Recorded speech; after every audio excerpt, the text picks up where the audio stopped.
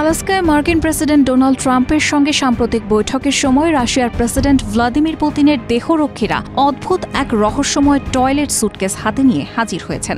এক ধরনের আশ্চর্যজনক নিরাপত্তা জিনিসপত্র যা কৌতূহল উস্কে দিয়েছে। এনডিটিভি দ্য এক্সপ্রেস ইউএস এর তথ্য অনুযায়ী এই চমকপ্রদ ঘটনায় বৈঠকের ব্যাকস্টেজ আরও রহস্যময় হয়ে উঠেছে।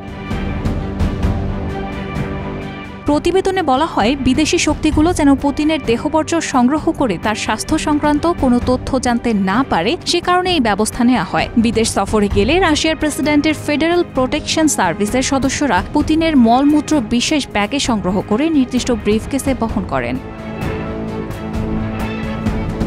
ফ্রান্সের সাময়িকী প্যারিস ম্যাচের অনুসন্ধানী সাংবাদিক রেজিস জেন্টে ও মিখাইল রুবিন জানিয়েছেন, এই ধরনের ব্যবস্থাকে কয়েক বছর ধরে চালু রেখেছে পুতিন। 2017 সালের মে মাসে পুতিনের ফ্রান্স সফরের সময়ও একই পদ্ধতি অনুসরণ করা হয়েছিল। ধারণা করা হয়, তার দেহবর্জ্যের নমুনা সংগ্রহ করে কোনো রাষ্ট্র যাতে গোপনে স্বাস্থ্য সংক্রান্ত তথ্য না পায়, সেজন্যই এমন কঠোর নিরাপত্তা। এছাড়া সাংবাদিক ফরিদা রুস্তমও নিশ্চিত করেছেন, ভিয়েনা সফরের সময়ও পুতিন বহনযোগ্য একটি টয়লেট ব্যবহার করেছিলেন।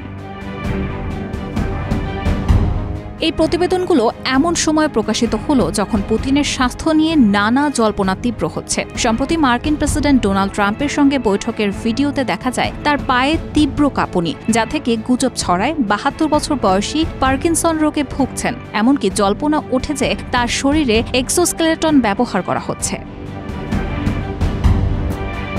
এর আগে 2023 সালে পুতিন যখন বেলারুশের প্রেসিডেন্ট আলেকজান্ডার লুকাশেঙ্কোর সঙ্গে সাক্ষাৎ করেছিলেন বা কাজাখস্তানের আস্তানা শহরে সংবাদ সম্মেলনে যোগ দিয়েছিলেন, তখনও একই ধরনের কাঁপুনি লক্ষ্য করা গিয়েছিল। 2022 সালে এক্সপ্রেস ইউএসের প্রতিবেদনে বলা হয়, জেনারেল এসভিআর টেলিগ্রাম চ্যানেলগুলোতে গুজব ছড়ানো হয়েছিল, যেখানে দাবি করা হয়েছিল পড়ে যাওয়ার পর পুতিন মল ত্যাগ করেছেন। পরে ক্রেমলিন এই মন্তব্যগুলোকে ভিত্তিহীন গুজব বলে উড়িয়ে দিয়েছিল এবং জানিয়েছিল শত্রুরা এসব রটাচ্ছে। রাহানা মুন, প্রবাস খবর।